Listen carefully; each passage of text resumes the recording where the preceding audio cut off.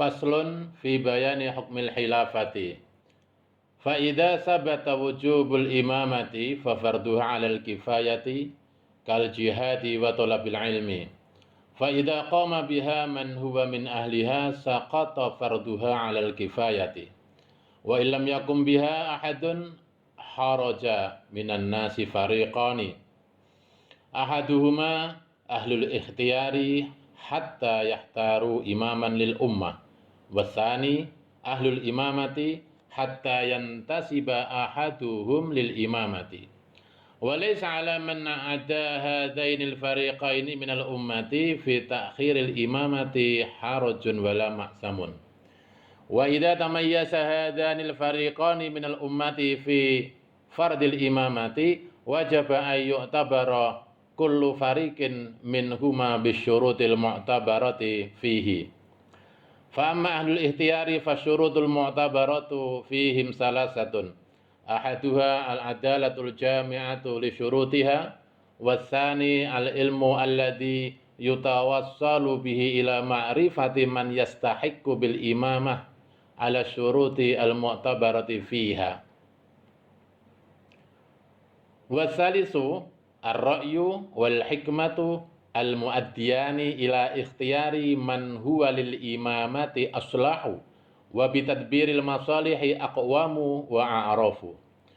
Wa laysa liman kana fi baladil imami ala ghairihi min ahlil biladi fadlu maziyatin taqaddama biha alaihi wa innama sara man yahduru bi baladil imami mutawalliyan li aqdil imamati urfan la syar'an li subuki ilmihim bimautihi wa li anna man yasluhu lil khilafati fil aghlabi mawjuduna fi baladihi. Wa amma ahlul imamati fasyurutul mu'tabaratu fihim sab'atun. Ahaduha al-adalatu ala syurutiha al-jami'ati, wasani al-ilmu al-muaddi ila al-ijtihadi fin nawazil wal ahkami. Wasalisu salamatul hawasi minas sam'i wal basari wal lisani liyasihha ma'aha mubasyaratu ma yudraku biha. Warabi'u salamatul a'dha'i min naqsin yamna'u an istifa'il harakati wa sur'atin nuhudi. Wal khamisu ar-ra'yu al-mufdi ila siyasatir ra'iyyati wa tadbiril masalihi.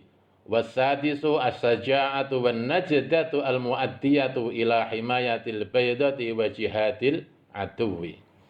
Wasabi'u an-nasabu wa huwa ayyakuna min Quraisyin liwurudin nassi fihi wa iqatil ijma'i alaihi wal i'tibara bidirarin hina shadda fajawazaha fi jami'in nas lianna Abu Bakr as-Siddiq radhiyallahu anhu ihtajja yawm as-saqifati 'alal ansari fi daf'ihim anil khilafati lamma bay'u Sa'ad bin Ubadah alaiha biqaulin Nabi sallallahu alaihi wasallam al-a'immatu min Quraisyin fa aqla'u anit tafarrudi biha wa raja'u an musyarakati fiha hina qalu minna amirun wa minkum amirun tasliman li riwayatihi wa tasdiqan li khabarihi wa radu biqaulihi nahnu al-umara wa antumul wuzara. Wa qala an-nabi sallallahu alaihi wasallam qaddimu Quraisyan wa la taqaddamuha.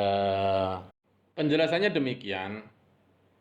Kepemimpinan negara yang bertugas untuk menyelenggarakan negara itu hukumnya wajib, dan wajibnya adalah hukum fardu kifayah sebagaimana hukum berjihad dan juga hukum mencari ilmu.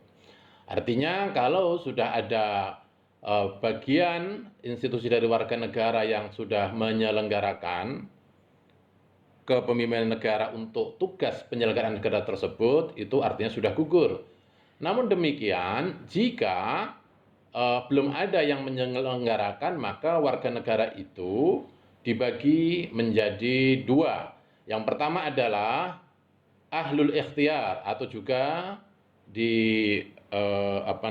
dari bagian lain dikatakan juga ahlul ikhtiyar itu mutaradif dengan ahlul halli wal akdi, yang bertugas mereka memilih pemimpin bagi warga negara. Dan yang kedua adalah ahlul imamah. Sehingga salah satu di antara calon itu diangkat atau terpilih menjadi seorang kepala negara. Ahlul ikhtiar atau ahlul halli wal aqdi itu memiliki 3 syarat. Yang pertama adalah adil, memiliki kredibilitas yang adil. Nah, adil ini dalam ranah al-ahkamud dusturiyah, dalam ranah konstitusionalisme itu ada 4 macam. Yang pertama adalah al-adlus saksi, keadilan dalam ranah personal. Yang kedua adalah al-adlul qanuni, keadilan dalam ranah perundang-undangan. Dan yang ketiga adalah al-adlud dauli, keadilan dalam ranah nasional. Dan yang keempat al-adlul ijtimai, keadilan dalam ranah masyarakat. Nah, dalam konteks ini yang dimaksud adalah al-adlus saksi. Jadi seseorang yang menjadi anggota ahlul ikhtiar atau ahlul halli wal aqdi, syarat pertamanya adalah memiliki kapasitas sebagai orang yang adil. Yang ada dalam hadis itu biasanya wa mimma yuhillu bil muru'ah. Dia harus menjaga kewibawaannya. Kemudian syarat yang kedua, bahwa dia memiliki ilmu pengetahuan yang membuatnya mampu mengetahui siapa yang berhak dan pantas untuk memangku jabatan kepala negara dengan syarat-syarat tersebut. Kemudian yang ketiga, ia memiliki pendapat yang kuat. Artinya dia tidak goyah dengan money politik dan lain sebagainya. Di samping memiliki pendapat yang kuat, dia juga memiliki hikmah.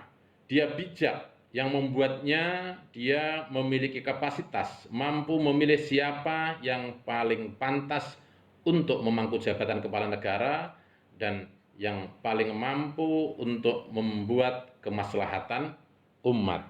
Sedangkan untuk kriteria yang harus dipenuhi oleh calon kepala negara atau disebut dengan ahlul imamah, disebutkan oleh Al-Mawardi memiliki 7 syarat. Yang pertama adalah adil. Adil. Yang kedua adalah memiliki pengetahuan yang membuatnya mampu melakukan ijtihad untuk menghadapi persoalan-persoalan yang muncul dan juga mampu membuat kebijakan hukum. Kemudian yang ketiga, dia sehat panca inderanya, sehat pendengarannya, penglihatannya, lisannya, dan sebagainya, sehingga ia dapat menangkap dengan benar dan tepat apa yang ditangkap oleh panca inderanya tersebut. Kemudian yang keempat, tidak ada kekurangan pada anggota tubuhnya yang menghalanginya untuk bergerak dan juga cepat menyelesaikan persoalan.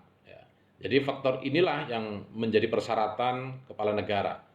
Kemudian syarat yang kelima, seorang calon kepala negara harus memiliki visi pemikiran ke depan yang mampu menciptakan kebijakan bagi kepentingan rakyat dan mewujudkan kemaslahatan. Yang keenam, as-syaja'ah, dia memiliki keberanian, sifat menjaga rakyat dan mampu mempertahankan rakyatnya dari semua ancaman. Yang ketujuh, bahwa ia mempunyai nasab yang baik, yaitu ayyakuna min Quraisyin. Ini dalam kategori Al-Mawardi. Mengapa? Ini juga ada asbabul semacam sebab penulisan Al-Mawardi itu ayyakuna min Quraisyin, karena di masa Al-Mawardi menulis kitab Ahkamus Sultaniyah ini, hegemoni Arab Quraisy terhadap yang lain itu sudah mulai meredup. Dalam kepemimpinan Baghdad di era Al-Mawardi ini,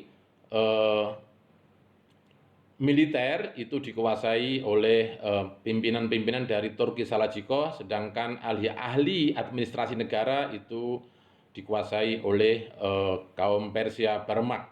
Nah, dalam kondisi demikian inilah kemudian Al-Mawardi menegaskan kembali pentingnya Quraisy itu menjadi salah satu syarat untuk menjadi imam atau kepala negara. Yang ingin saya fokuskan dalam tulisan Al-Mawardi ini adalah poin tentang ahlul ikhtiar atau ahlul halli wal akdi, institusi yang memilih kepala negara. Jadi kalau misalnya kita melihat sistem pemilihan umum, mana pemilu secara langsung atau pemilu secara tidak langsung dalam pemilihan presiden misalnya. Nah, dalam konteks Al-Mawardi ini, namanya pemilih kepala negara itu harus memenuhi kualifikasi. Di sini ditentukan ada 3 kualifikasi: adil, berilmu, dan dia mempunyai pendapat yang kuat. Artinya tidak semua orang yang sudah balik, yang sudah berumur 17 tahun, mungkin kalau dalam konteks Indonesia itu kemudian harus menjadi pemilih. Tidak demikian. Seorang pemilih itu harus memiliki kualifikasi, di mana dia mampu mengetahui secara benar mana calon pemimpin negara yang lebih membawa kemaslahatan. Nah, dengan demikian, kalau kita bandingkan dengan konteks pemilu di Indonesia, pemikiran Al-Mawardi ini lebih selaras dengan pemilu tidak langsung atau pemilu representatif dengan perwakilan.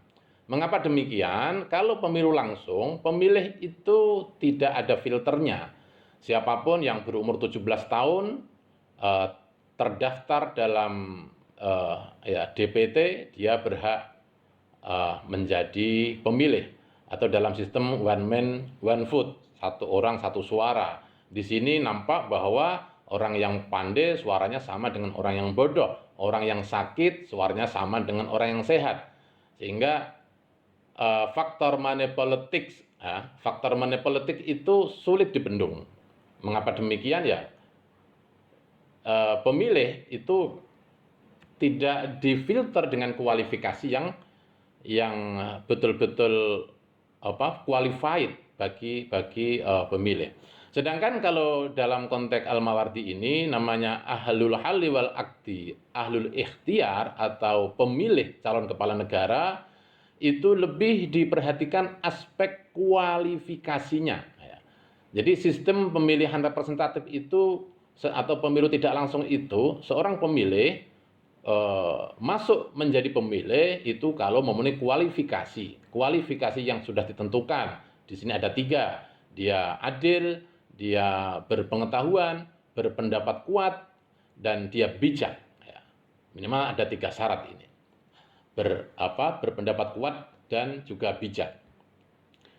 Nah, jadi kalau misalnya pemilu langsung itu bisa kita lihat yang dipentingkan adalah aspek kuantitasnya, sedangkan kalau pemilu representatif, pemilu tidak langsung yang selaras dengan pemikiran Al-Mawardi ini, itu melihat dari aspek kualifikasinya atau kualifikasi seorang pemilih. Nah, ini nampak sekali bahwa kita bisa membedakan dalam konteks Indonesia ini, ada baiknya bahwa ke depan bahwa pemilu presiden maupun pemilu legislatif itu diadakan dalam konteks pemilu representatif, pemilu tidak langsung, lebih memperhatikan kualitas dari pemilih, kualitas pemilih, bukan kuantitas. Kalau bicara kuantitas, ya siapapun yang berusia 17 tahun terdaftar dalam DPT, dia bisa memilih. Nah, di sini kalau misalnya kita ingin meminimalisir money politics dalam konteks pemilu, nah artinya bahwa pemilihan umum tidak langsung itu lebih mampu untuk meminimalisir pengaruh-pengaruh money politik daripada pemilu langsung. Ya, seperti yang saya katakan bahwa kalau pemilu tidak langsung, seorang pemilihnya itu sudah ditetapkan kualifikasi tertentu. Contohlah misalnya dalam satu majelis seperti Majelis Permusyawaratan Rakyat, ya. Dalam kasus misalnya pemilihan di era Orde Baru atau pemilihan di era Reformasi, yaitu dengan terpilihnya Kiai Haji Abdurrahman Wahid, itu dengan sistem pemilihan presiden oleh Majelis Permusyawaratan Rakyat atau pemilihan representatif. Ya, ini pendapat Al-Mawardi kalau kita ingin kontekstualisasi dengan persoalan pemilu langsung atau pemilu tidak langsung, dari keduanya mana yang lebih baik. Nah, yang selaras dengan pemikiran Al-Mawardi tentu saja pemilu representatif, pemilu perwakilan, pemilu tidak langsung itu lebih dapat meminimalisir ya, membludaknya masa mengambang, lebih mampu meminimalisir pengaruh money politik ya, dibanding dengan pemilu langsung, sistem pemilihan umum secara langsung. Kira-kira demikian.